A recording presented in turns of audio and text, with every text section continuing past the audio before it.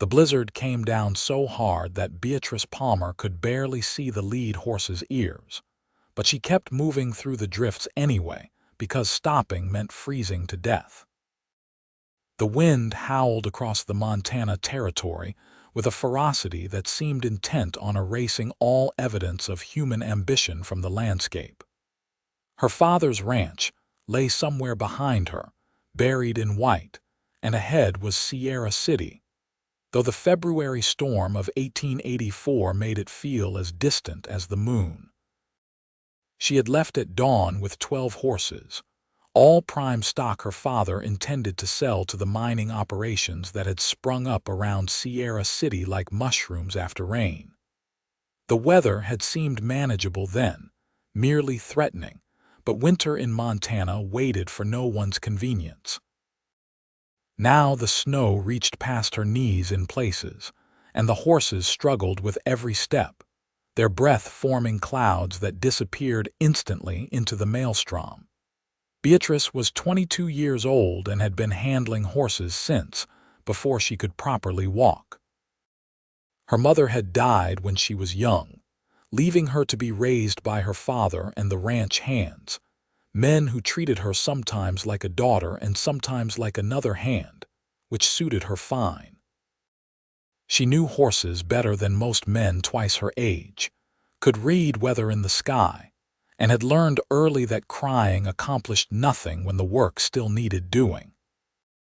The rope connecting the horses bit into her gloved hand as she trudged forward, her mare beneath her working hard to break trail. Behind them, the string of horses followed, heads low against the wind, trusting her to lead them somewhere better than this frozen hell. She had no choice but to keep going. Turning back meant crossing ground already covered, and the horses were too tired for that. Forward was the only option, even if she could not see where forward led. That was when she saw the shape emerging from the white curtain ahead. At first she thought it was a tree, but trees did not move and this shape was definitely moving. Her hand went instinctively to the rifle in her saddle holster, but she left it there, watching. The shape resolved itself into a man on horseback, and then into a cowboy, his hat pulled low and his coat collar turned up against the brutal wind. He rode up alongside her without a word at first, just fell into step beside her mare. She could see his face now, what the hat and scarf did not cover. He was young, maybe her own age or a year or two older, with ice crusting his eyebrows and determination set in his jaw. His horse looked as tired as hers, which meant he had been traveling in this as long as she had. "Where are you headed?" he shouted over the wind. "Sierra City," she called back. "You? Same. Mind if I join your line? My horse could use the break from breaking trail." She nodded, and he maneuvered his mount to fall in behind her lead horse, becoming part of her string as naturally as if he had always belonged there. She did not know his name, did not know where he had come from or why he was out in this storm alone, but none of that mattered. Out here, survival trumped social niceties. They pushed on together, not speaking because the wind made conversation nearly impossible. The land rose and fell beneath them, invisible under its blanket of white. Beatrice knew this route by heart, had traveled it dozens of times, but everything looked different in a blizzard. Landmarks disappeared, and even the sun provided no guidance through the thick clouds. Hours passed, measured only by the growing exhaustion in her legs and the numbness spreading through her toes despite her boots. The cowboy stayed right where he had positioned himself, never falling back, never complaining. She found herself checking on him periodically, making sure he was still there, still upright in his saddle. He always was, and once she caught him doing the same, his eyes on her to make sure she had not frozen or fallen. When her mare stumbled, he was there instantly, his horse pressing close to help steady hers. "She all right?" he shouted. "Just tired," Beatrice called back. "We all are. How much further?" Should be another 5 miles, but I cannot see enough to be certain." He nodded and returned to his position. They continued. The storm began to ease as afternoon wore into evening, the wind losing some of its fury, the snow falling less densely. Beatrice could see farther now, maybe 20 yards instead of 5, and what she saw both relieved and worried her. They were on course, the ridge to her left confirming her navigation, but the light was failing. Soon they would be traveling in darkness, and that was dangerous even without a storm. "There's a line shack about 2 miles ahead," she called back to the cowboy. "We should stop there for the night." He nodded his agreement, and she angled slightly west, toward where she knew the small shelter stood. It was barely more than 4 walls and a roof, built for exactly this kind of emergency, and right now it sounded like a palace. They found it just as the last light bled from the sky, a dark square against the white landscape. Beatrice had never been so grateful to see such a humble structure. She dismounted stiffly, her legs nearly buckling after so many hours in the saddle, and immediately began seeing to the horses. The cowboy did the same, working alongside her without needing instruction. There was a lean-to attached to the shack, barely large enough for all 12 horses plus their 2 mounts, but they made it work, packing the animals in close for warmth. The cowboy produced a bag of grain from his saddlebag and shared it out among the horses while Beatrice checked each one for injuries. They were tired and cold but sound, which was better than she had hoped. "You know horses," she said, the first real words they had exchanged since joining up. "Raised around them," he replied. "Like you, I reckon. My father's ranch about 15 miles back. You came 15 miles in this, alone." "I was not alone. I had the horses." She said it matter-of-factly, and he smiled, just a quick flash of amusement in his ice-crusted face. "Fair point. Name's Caleb Donovan. Beatrice Palmer. Call me B." They shook hands awkwardly in their thick gloves and then turned to the shack itself. Inside was dim and cold, but the walls cut the wind, which made it feel tropical compared to outside. There was a small stove, a pile of wood that some previous traveler had thoughtfully restocked, and 2 narrow bunks. Caleb got a fire going while Beatrice spread out their wet gear to dry. As warmth slowly filled the small space, they both began to thaw, literally and figuratively. Caleb removed his hat, revealing dark brown hair matted with sweat despite the cold. His eyes were gray, she noticed, and his hands were competent and sure as he fed wood to the growing fire. "Where were you headed?" Beatrice asked, pulling off her own gloves and flexing her stiff fingers near the heat. "Sierra City, like I said, looking for work. I heard the mines are hiring and I have experience with the blasting." "You are a miner. I am whatever pays. I have been a ranch hand, a teamster, a logger. Right now, I am looking to be a miner at least for a while." "Where are you from?" "Most recently Wyoming Territory. Before that Kansas. Before that Missouri. I move around." She heard something in his voice, not quite sadness but a kind of weariness that came from always being in motion, never settling. "No family, not anymore. They died. Cholera a few years back." "I am sorry." He shrugged, though she could see it still hurt. "It happens. What about you?" "Just you and your father. And about a dozen hands, though some of them leave during winter when there is less work. My mother died when I was 7. Pneumonia." They fell quiet, 2 people who had learned early that life could be hard and death could come easy. The fire crackled between them, and outside the wind continued to blow, though without its earlier violence. Beatrice had packed some food, hard biscuits and dried beef, and she shared it with Caleb. He contributed some coffee, which he heated in a battered tin pot on the stove. It was not much of a meal, but after the day they had endured, it tasted like a feast. "You handle yourself well out there," Caleb said between bites. "Not many people, men or women, would have kept going in that storm." "I did not have much choice. The horses needed to get to Sierra City." "You could have turned back and lost a day. My father is counting on the money from this sale. The ranch needs it. Times are hard." "Times are always hard, but we manage," he nodded, understanding in his eyes. Most people in Montana Territory in 1884 were managing, scraping by, hoping for better but preparing for worse. The boom times brought opportunity, but they also brought uncertainty. "What about you?" Beatrice asked. "What made you leave Wyoming? Got tired of the place, I guess." "Or maybe I just wanted to see what was north of there. I have a habit of moving on when things start feeling too settled."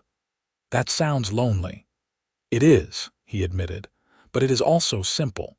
No ties means no one to disappoint, no one to leave behind, or no one to rely on when things get hard." He looked at her across the fire, something shifting in his expression.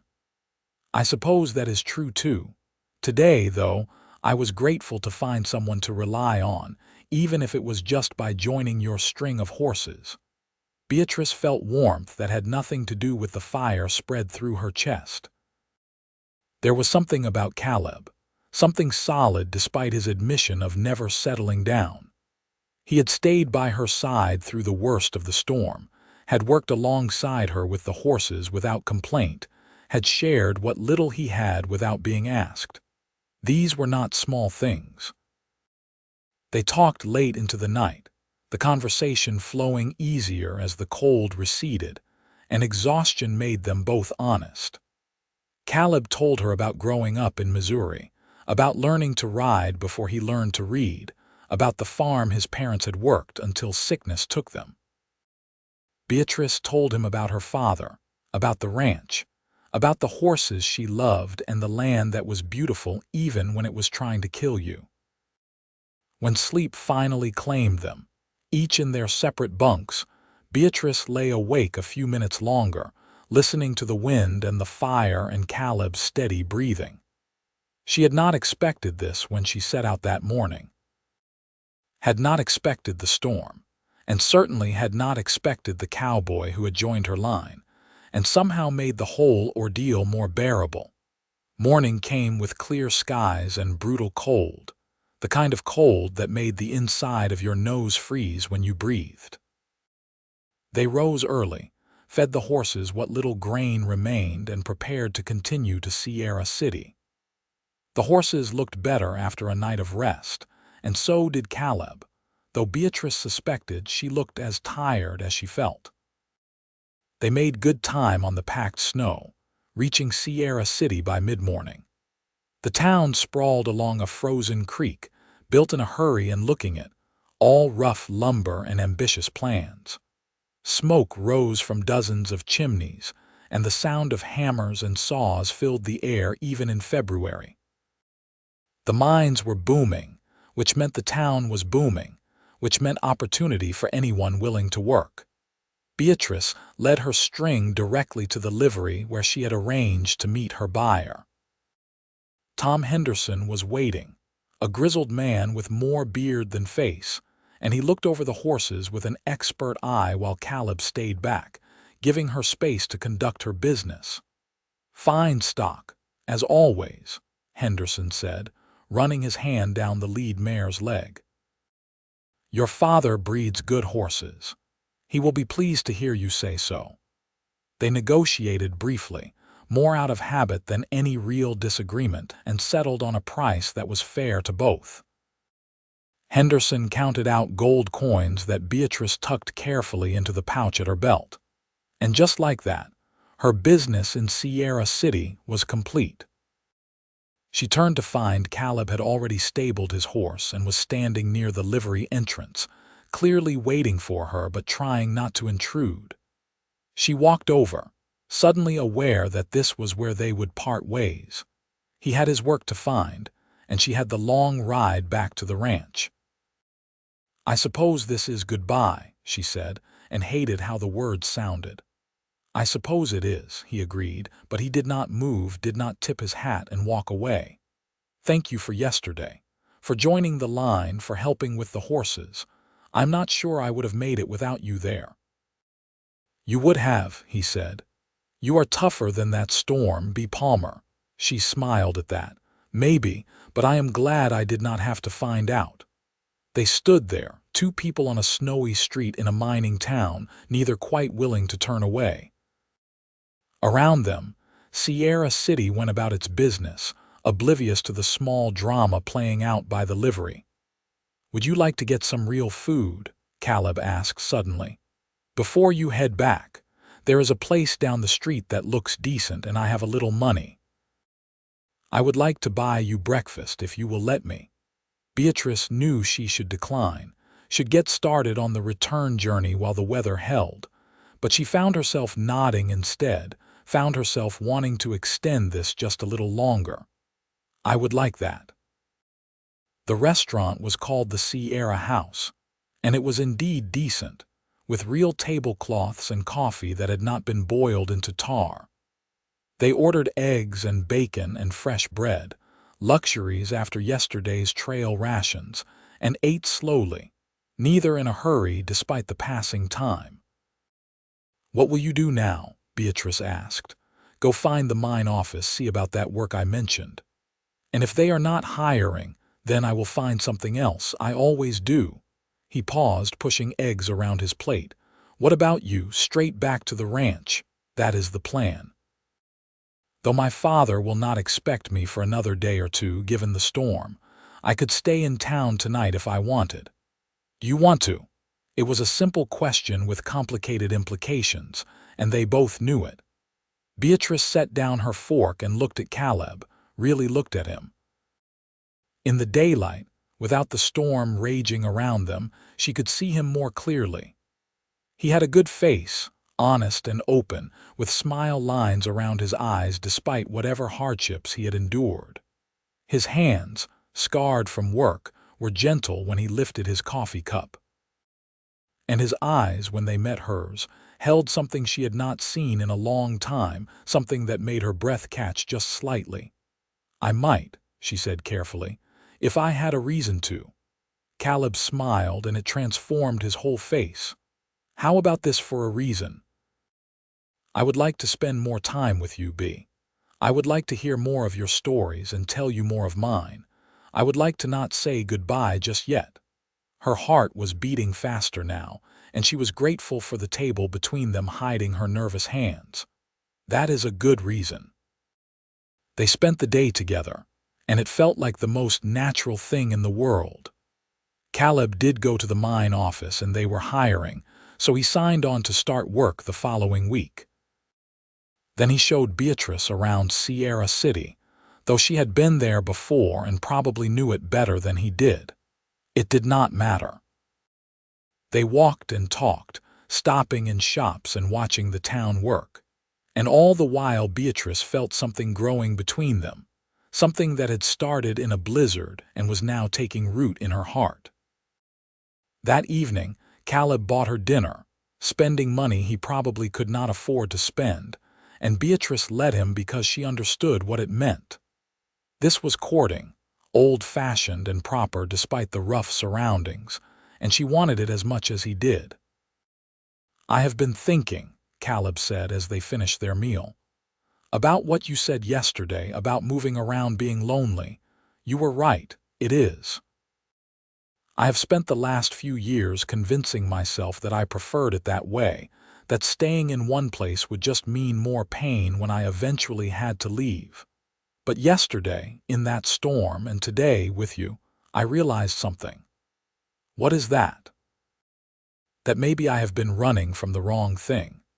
I thought I was avoiding pain, but really I was avoiding life. And then you came along, leading that string of horses through the snow like some kind of frontier angel, and I thought maybe it was time to stop running. Beatrice felt tears prick her eyes, though she would not let them fall. Caleb, I know it is fast, he continued. I know we just met yesterday and you probably think I am crazy, Hell, I think I am a little crazy, but I have never felt about anyone the way I feel about you. Like maybe I was wandering around all this time just trying to find my way to that blizzard, to that moment when I joined your line. I do not think you are crazy, she said softly. Or if you are, then I am too, because I feel the same way.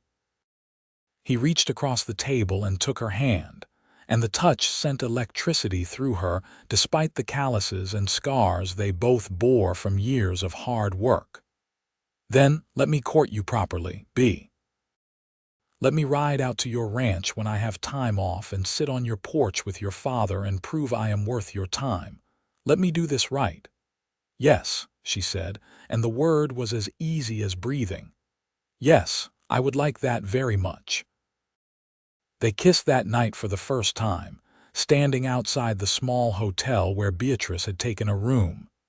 It was chaste and brief, entirely proper for 1884, but it sealed something between them, a promise of more to come. Beatrice rode back to the ranch the next day, her head full of Caleb and her heart fuller than it had been in years. Her father, Robert Palmer, noticed immediately. "You have a look about you," he said that evening at dinner. "Like a cat with cream. The sale went well, I take it." "Very well." Henderson paid full price without argument. "That is fine, but that is not what put that look on your face. What happened, B?"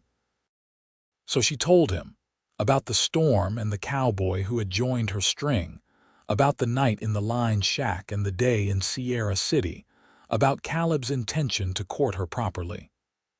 Robert listened without interrupting, his weathered face thoughtful. "This Caleb Donovan," he said when she finished. "You trust him?" "I do, Papa." "Why?" It was a fair question, and Beatrice took her time answering it. "Because when he could have ridden past me in that storm, kept going and saved himself the trouble, he stopped and asked to join my line. Because he worked with the horses like they mattered to him, not just as transportation but as creatures worthy of care. Because when we talked, he listened. And because when he looks at me, I feel seen, really seen for who I am and not just what I can do." Robert nodded slowly. "Those are good reasons. I will want to meet him, of course, take his measure myself. But if you trust him, that carries weight with me. You have your mother's instincts about people, and she was never wrong. He wants to come calling when he has time off from the mine. He starts work next week. Then we will expect him. And B, I am glad. You deserve to be happy to have someone of your own. Lord knows this ranch will not keep you warm at night, no matter how much you love it." Beatrice hugged her father, grateful for his understanding and his blessing, even if the blessing was still provisional, pending his own judgment of Caleb. True to his word, Caleb rode out to the ranch the following Sunday, his one day off from the mine. Beatrice saw him coming from a mile away, sitting on the porch with mending in her lap that she was not actually mending, just watching the road. Her father came out when Caleb arrived, and the two men shook hands while Beatrice held her breath. "Mr. Palmer, sir. I am Caleb Donovan. I met your daughter in Sierra City, and I would like your permission to court her." Robert looked him over with the same critical eye he used on horses, and Beatrice knew Caleb was being judged on everything from how he sat his saddle to how firmly he shook hands to whether he met Robert's gaze directly. Finally, her father nodded. "My daughter speaks well of you, Mr. Donovan. That counts for something. But I will want to see for myself what kind of man you are. Join us for dinner and we will talk." Dinner was both wonderful and terrible. Wonderful because Caleb was there, sitting across from her at the table, his presence making the familiar room feel new and exciting. Terrible because her father asked questions, lots of questions about Caleb's past and his plans and his prospects. To his credit, Caleb answered honestly, not trying to make himself sound better than he was. "I am not a rich man, Mr. Palmer, and I probably never will be. But I am a hard worker and I am honest. I have been on my own since my family died, and I have learned to stand on my own feet. Right now I am working in the mine, but I am saving money. I figure in a year or two I might have enough to buy some land, start something of my own. I know it is not much, but it is what I can offer. And what do you want with my daughter? Caleb looked at Beatrice then, and the warmth in his eyes made her flush. I want to make her happy, sir. I want to be the man she deserves. I want to build a life with her if she will have me. Robert grunted, which could have meant anything, but Beatrice knew her father well enough to see that he was pleased. The rest of the meal passed more easily, with talk turning to horses and mining and the likelihood of an early spring. After dinner, Beatrice walked Caleb out to his horse. The evening was cold but clear, the sky full of stars that seemed close enough to touch. I think that went well, Caleb said. Your father did not shoot me, at least. He liked you, I could tell. How could you tell? He barely said 10 words that were not questions. Exactly.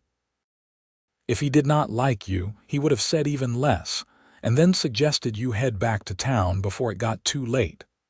Caleb laughed and pulled her close, and they stood there in the cold, wrapped in each other's arms.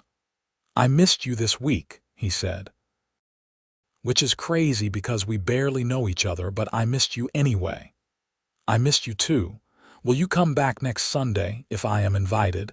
You are, always. They kissed again, longer this time, deeper, and Beatrice felt the world narrow down to just the two of them, everything else fading to insignificance.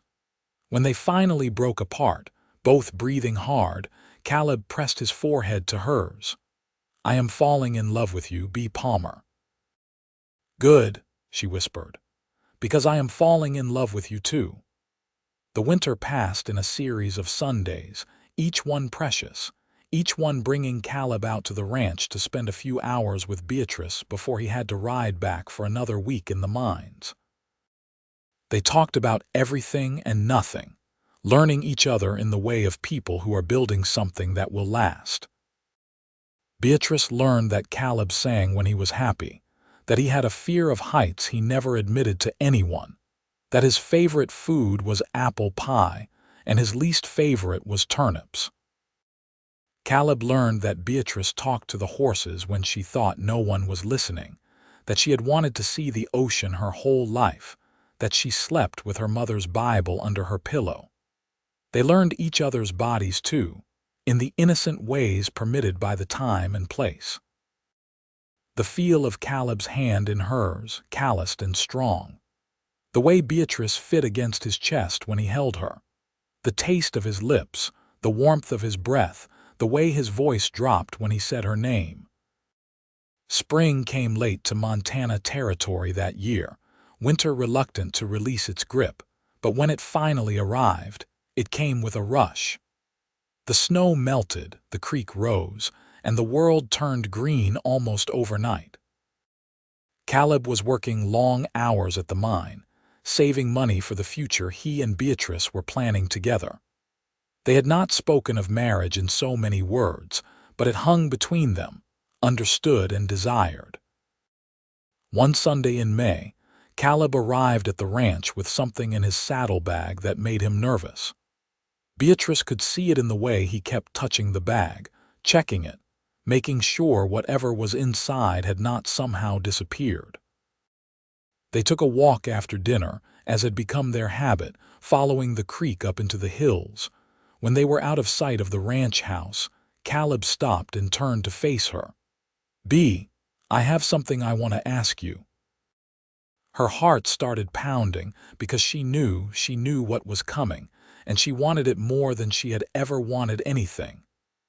"We have known each other for 4 months now," Caleb continued, "which is not long, I know. But in those 4 months, I have become more certain of one thing than I have ever been certain of anything in my life. I love you. I love your strength and your kindness and the way you care for every living thing around you. I love your laugh and your stubbornness and the way you look at me like I am the only man in the world. I want to spend the rest of my life making you happy, if you will let me." He dropped to one knee in the new grass, pulling a ring from his pocket. It was simple, a silver band with a small stone, nothing fancy, but to Beatrice it was the most beautiful thing she had ever seen. "Beatrice Palmer, will you marry me?" "Yes," she said, the word coming out as a sob because she was crying now, happy tears streaming down her face. "Yes, yes, of course I will marry you." He slipped the ring on her finger and it fit perfectly, like it had been made for her. Then he was standing and she was in his arms and they were kissing and laughing and crying all at once, joy spilling out of them in waves. They told her father that evening, and Robert pulled out a bottle of whiskey he had been saving for something special. "I hoped this would happen," he said, pouring 3 glasses. "You are a good man, Caleb, and you will be good for my daughter. Welcome to the family." They set the wedding for July, giving them time to prepare, but not so long that the waiting would drive them crazy. Beatrice threw herself into the preparations with the same focus she brought to everything, sewing her dress and planning the small ceremony and reception. They would marry in Sierra City, at the little church that had been built the year before, with a party afterward at the Sierra house. Caleb continued working at the mine, but now he worked with even more purpose, knowing that every dollar saved brought them closer to the future they were building. He had found a piece of land for sale, 20 acres just north of the Palmer Ranch, and was negotiating to buy it. The land had good grazing and access to water, everything they would need to start their own small horse ranch. The weeks before the wedding passed in a blur of activity and anticipation. Beatrice barely slept, her mind too full of plans and dreams. When she did sleep, she dreamed of Caleb, of the life they would build together, of children and horses and growing old side by side.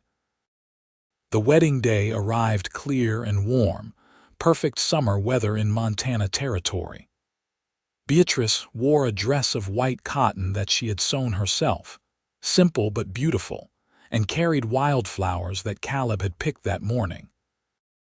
The church was full of friends and ranch hands and miners Caleb had worked with, all there to witness the union. When Caleb saw her walking down the aisle on her father's arm, his face transformed with such pure love and joy that Beatrice nearly tripped over her own feet. Her father placed her hand in Caleb's, and the minister began the ceremony, words about love and commitment and the sacred bond of marriage. "Do you, Caleb Donovan, take this woman to be your lawfully wedded wife, to have and to hold from this day forward, for better or worse, for richer or poorer, in sickness and in health, until death do you part?" "I do," Caleb said, his voice clear and certain. "And do you, Beatrice Palmer, take this man to be your lawfully wedded husband, to have and to hold from this day forward, for better or worse, for richer or poorer, in sickness and in health, until death do you part?" "I do," Beatrice said, meaning it with every fiber of her being. "Then by the power vested in me, I pronounce you man and wife. You may kiss your bride." Caleb kissed her there in front of everyone, a kiss that promised a lifetime of more kisses, more love, more everything. The church erupted in applause, and then they were walking back down the aisle together, husband and wife, Mr. and Mrs. Donovan. The reception at the Sierra house was lively, full of music and dancing and more food than should have been legal. Beatrice danced with her father, who cried a little as he held her, proud and sad in the way of fathers giving away their daughters. Then she danced with Caleb, and the rest of the world fell away. "Happy?" he asked as they swayed to the music. "Happier than I knew was possible," she replied. They spent their wedding night in the hotel in Sierra City, in a room that overlooked the main street. It was their first time truly alone together, truly private, and they made love with a combination of passion and tenderness that left them both breathless and amazed. Afterward, lying tangled together in the sheets, Caleb traced lazy patterns on Beatrice's shoulder. "Tell me about the ocean," he said. "About wanting to see it." "My mother told me about it before she died. She had seen it when she was young, before she married my father and moved to Montana. She said it was bigger than anything you could imagine, that it went on forever and made a sound like breathing. I have always wanted to see that, to stand on the shore and understand what she meant." "Then we will go," Caleb said. "Maybe not this year or next, but someday. I promise you, B, we will see the ocean together." She kissed him, sealing the promise, and they made love again, slower this time, learning each other in this new way. The next morning they rode out to their new land, the 20 acres Caleb had managed to buy. It was raw and undeveloped, but Beatrice could see the potential. Here they would build their house, there they would put up corrals, over there a barn. They walked the property hand in hand, planning and dreaming, already building their future in their minds. "It will take time," Caleb said. "We will have to live with your father for a while, save more money, build slowly. But it will be ours, every board and nail. That matters to me." "It matters to me too," Beatrice said. "I do not need something fancy, Caleb, I just need something that is ours." They moved into the Palmer ranch as planned, taking over one of the small cabins that had housed ranch hands. It was tiny, just 2 rooms, but it was theirs, and they made it a home. Beatrice continued helping her father with the ranch, and Caleb kept working at the mine. But now they worked toward a shared goal, pooling their money and making plans. That first year of marriage was hard work, but it was also the happiest time of Beatrice's life. She woke up next to Caleb every morning and fell asleep in his arms every night. They argued sometimes about money or priorities or the best way to train a horse, but they always made up, always came back to the love that bound them together. In December, Beatrice realized she was pregnant. She told Caleb one evening after dinner, just the 2 of them in their little cabin, and watched his face cycle through shock and joy and terror and back to joy. "A baby," he said, like he could not quite believe it. "We are going to have a baby.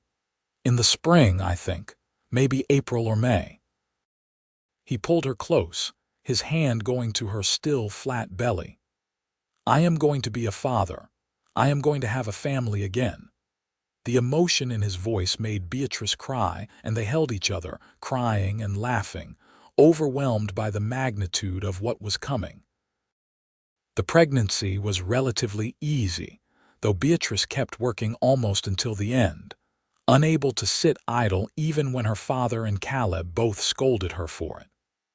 Their son was born on a rainy morning in April of 1885. Arriving with a lusty cry that announced his presence to the world. They named him James, after Caleb's father, and he was perfect in the way all babies are perfect to their parents. Caleb held his son with a tenderness that made Beatrice fall in love with him all over again, watching this rough cowboy transformed into the gentlest of fathers. "He has your nose," Caleb said, studying the baby's tiny face. "And your chin," Beatrice replied. "Poor kid." She laughed, tired but happy, and let Caleb settle James in her arms for his first feeding. Outside, the rain continued to fall, but inside the cabin, everything was warm and safe and perfect. Life settled into a new rhythm after James was born. Beatrice took care of the baby and helped with the ranch when she could, while Caleb worked longer hours at the mine, desperate to save enough to start building their house on their land. Progress was slow but steady, each month bringing them closer to their goal.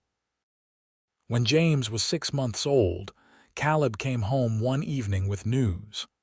"I quit the mine today," he said. Beatrice looked up from the stew she was stirring, startled. "You what?" "I quit. We have enough saved, B, enough to build the house and buy some breeding stock and get started. I am tired of being underground, tired of spending my days away from you and James. It is time to start our ranch. She should have been worried, should have counseled caution, but instead she felt only excitement. "Are you sure?" "I have never been more sure of anything." "Well, except marrying you." "That is still the best decision I ever made." They broke ground on the house in October, working alongside hired help to get the frame up before winter. It was modest, just 4 rooms to start with the promise of additions later, but it was solid and well built. By Christmas, they were able to move in, sleeping in their own house on their own land for the first time. Beatrice stood in the middle of the empty main room that first night, James in her arms, and looked around at the bare walls and rough floors. "We did it," she said. "We actually did it." Caleb came up behind her, wrapping his arms around both her and the baby. "We did. And this is just the beginning." They bought 4 mares in the spring, good solid stock from Beatrice's father, and bred them to a stallion Caleb had his eye on. The Donovan ranch was officially in business, even if it was small, even if money was tight, even if they had no idea what they were doing half the time. But they learned, the way they had learned everything else together. They made mistakes and corrected them. They worked from dawn until dark and sometimes beyond. And slowly, gradually, the ranch began to thrive. Their second child, a daughter they named Rose, was born in 1887. Then another son, Thomas, in 1889. The house grew with the family, adding rooms as needed, becoming a real home filled with laughter and love and the chaos of children. Caleb proved to be as good a father as he was a husband, patient with the children but firm when necessary. He taught them to ride almost as soon as they could walk, passed on his knowledge of horses and land and hard work.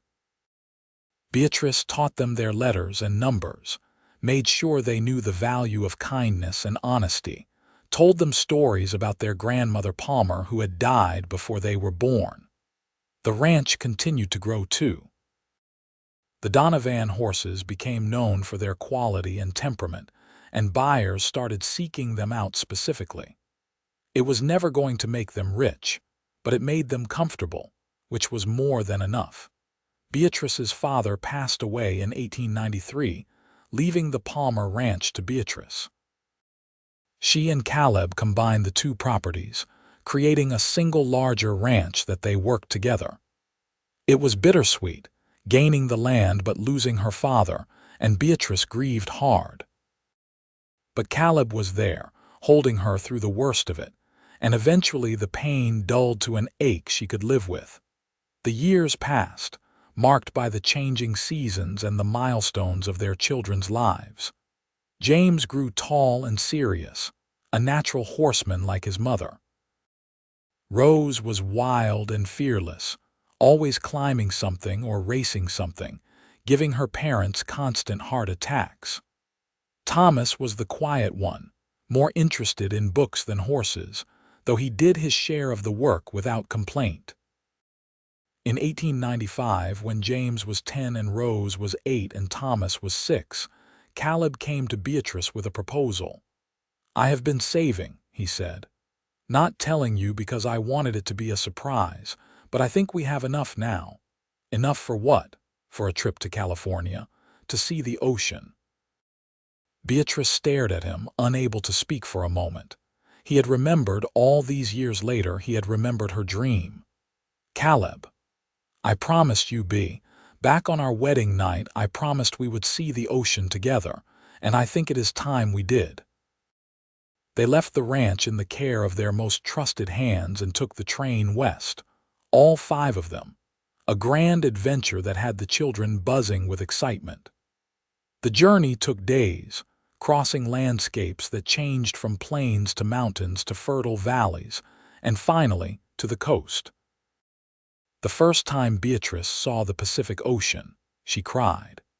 It was everything her mother had promised and more, an expanse of blue that stretched to the horizon and beyond, waves rolling in with that breathing sound that Beatrice had imagined for so long. She stood on the beach with Caleb's arm around her and their children playing in the sand and felt a profound sense of completion. "Thank you," she said to Caleb, "for remembering, for making it happen." "You are my wife," he said simply. "Your dreams are my dreams." They spent a week in California, soaking up the ocean and the warmth and the novelty of it all. Then they went home to Montana, to the ranch that was their life's work, and settled back into the familiar rhythms. More years passed. The children grew up. James married a girl from Sierra City and took over the day-to-day running of the horse operation. Rose shocked everyone by becoming a teacher, though she still helped with the ranch during summers. Thomas went to university in the East, studying law, but he came home every chance he got, drawn by ties that could not be broken. Beatrice and Caleb grew older together, their hair going gray, their faces lining with years of sun and wind. But their love never faded. If anything, it deepened, aged like good whiskey into something richer and more complex than what they had started with. On their 30th wedding anniversary in 1915, Caleb organized a party at the ranch, inviting everyone they knew. It was a warm July evening, much like their wedding day had been, and the house and yard were full of people and music and celebration. At one point, Caleb pulled Beatrice away from the crowd, leading her down to the creek where they had walked so many times over the years. The sun was setting, painting the sky in shades of gold and pink. "You remember the first thing I said to you?" Caleb asked. "You asked where I was headed. And you said Sierra City. I asked if I could join your line. And I said yes, best decision I ever made." Caleb turned to face her, taking both her hands in his. "I have joined your line every day since then, B. Every single day for 31 years, counting the year before we married. And I would do it all again, exactly the same way. You are the best thing that ever happened to me." Beatrice kissed him, this man who had been her partner through everything, who had joined her line in a blizzard and never left her side. "And you are the best thing that ever happened to me. I love you, Caleb Donovan." "I love you too, Beatrice Donovan." They walked back to the party hand in hand, their family waiting for them, the life they had built together spread out around them. It had not always been easy, this life. There had been hard times and heartbreak, failures and losses. But there had also been this love that had sustained them through everything, this partnership that had made them both stronger. The party went on late into the night, and Beatrice danced with her husband under the stars, the same stars that had shone on them that first night after their wedding, the same stars that would shine on them for whatever years remained. The ranch continued to prosper under James's management, eventually expanding into cattle as well as horses. Grandchildren arrived, filling the house with noise and energy again. Caleb taught them to ride the way he had taught his own children, patient and encouraging. Beatrice told them stories, passing on family history so they would know where they came from. In 1920, Caleb fell ill with pneumonia during a particularly brutal winter. He fought it hard, with Beatrice at his bedside every moment, but his lungs had been damaged by years in the mines, and the sickness settled deep. The doctor shook his head gravely, and Beatrice knew what that meant, even if she refused to accept it. "Do not you dare leave me," she told Caleb one night, holding his hand as he struggled to breathe. "Do not you dare, Caleb Donovan. We have more years ahead of us." "I wish we did," he said, his voice weak. "God knows I wish we did. But B, if this is it, if this is where my road ends, I need you to know something. You are not dying. You are going to be fine. Listen to me." He squeezed her hand with what little strength he had. "These have been the best years of my life.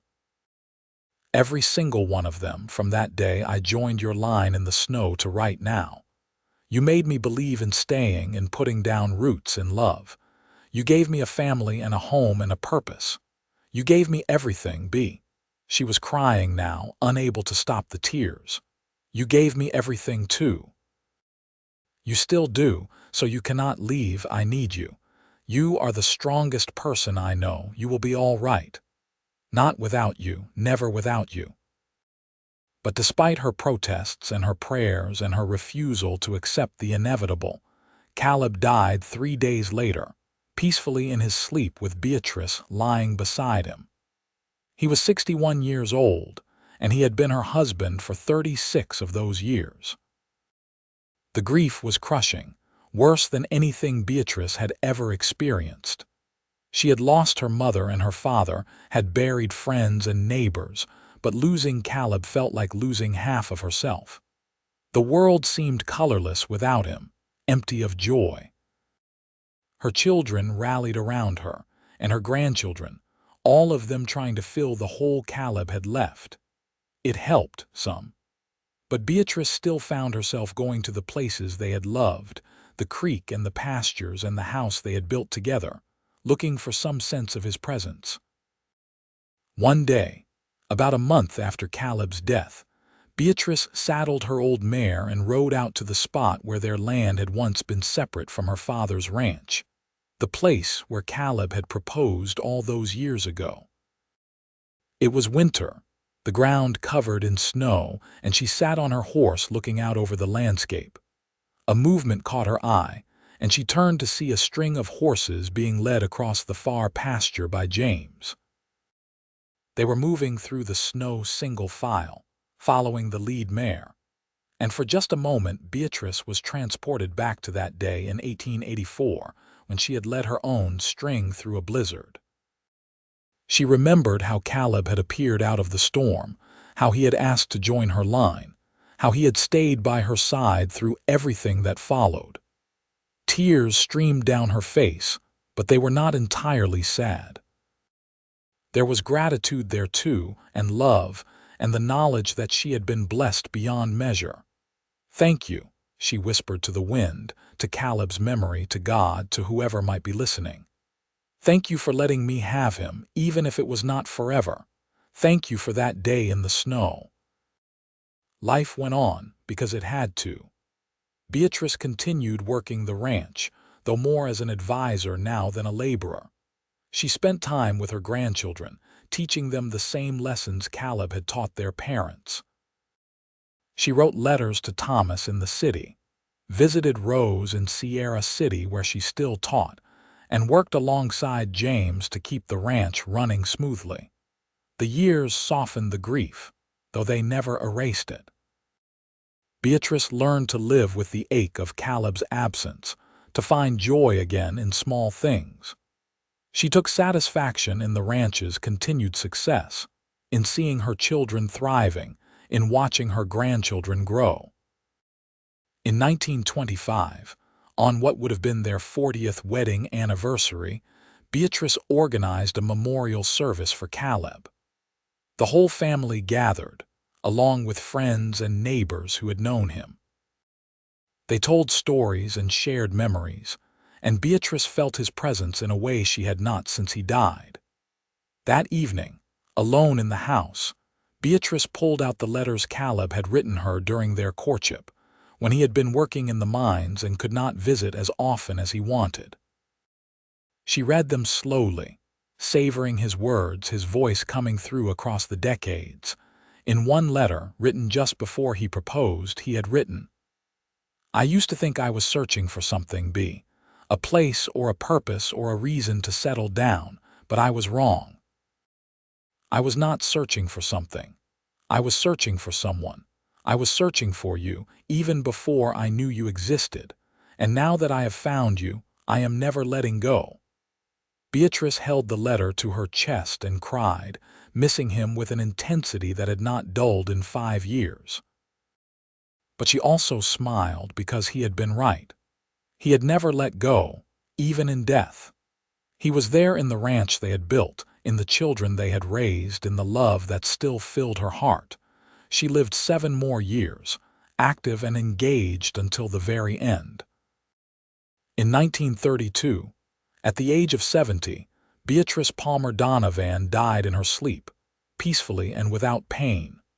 Her children found her in the morning, a slight smile on her face, and they knew she had gone to join Caleb at last. They buried her next to him on a hill overlooking the ranch, with a view of the mountains in the distance. The headstones were simple, just their names and dates, but underneath, someone had carved, "He joined her line and never left her side." The ranch continued on, passed down through generations of Donovans, each one adding to the legacy that Caleb and Beatrice had started. The story of how they met was told and retold, becoming family legend. That blizzard in 1884, that string of horses through the snow, that cowboy who joined the line and changed everything. Their love had started in a storm and endured through all the storms that followed. It had been tested by distance and hardship, by loss and grief, but it had never broken. And long after both of them were gone, it continued on in the lives they had touched and the family they had created. The Donovan Ranch stood as testament to what two people could build when they worked together, when they loved each other through everything, when they chose each other every single day. It had started with a young woman leading horses through deep snow and a cowboy brave enough to ask if he could join her. And it had become something beautiful, something lasting, something worth remembering in the end. That was the real legacy. Not the land or the horses or even the children and grandchildren, though all of those mattered. The real legacy was the love itself, the proof that even in the harsh wilderness of the Montana Territory in 1884, even in the midst of a blizzard, two hearts could find each other and hold on forever. Years later, when great-grandchildren asked about Caleb and Beatrice, they were told about the blizzard and the horses and the love story that started with a simple question: "Where are you headed?" They were told about the ranch and the ocean and the life that was built one day at a time. But most importantly, they were told about the kind of love that endures, the kind that starts with joining someone's line and never, ever leaving their side. That love lived on in every generation, passed down like the land itself, a reminder that the best things in life are the ones we build together, the ones we choose to hold onto no matter what storms may come. And somewhere, in whatever came after this life, Caleb and Beatrice were together still, his hand in hers, ready for whatever adventures lay ahead. The story that began on a frozen day in February 1884 never truly ended. It just transformed, becoming part of something larger, something that would outlast them all. Because that is what real love does. It does not end. It just keeps going, generation after generation, a gift given and received and given again. And if you went to that ranch today, to that hill where they are buried and stood there quietly in the Montana wind, you might almost hear it. The sound of horses moving through snow, the creak of saddle leather, the voice of a cowboy asking if he could join the line, and a young woman's voice answering yes, always yes, forever yes.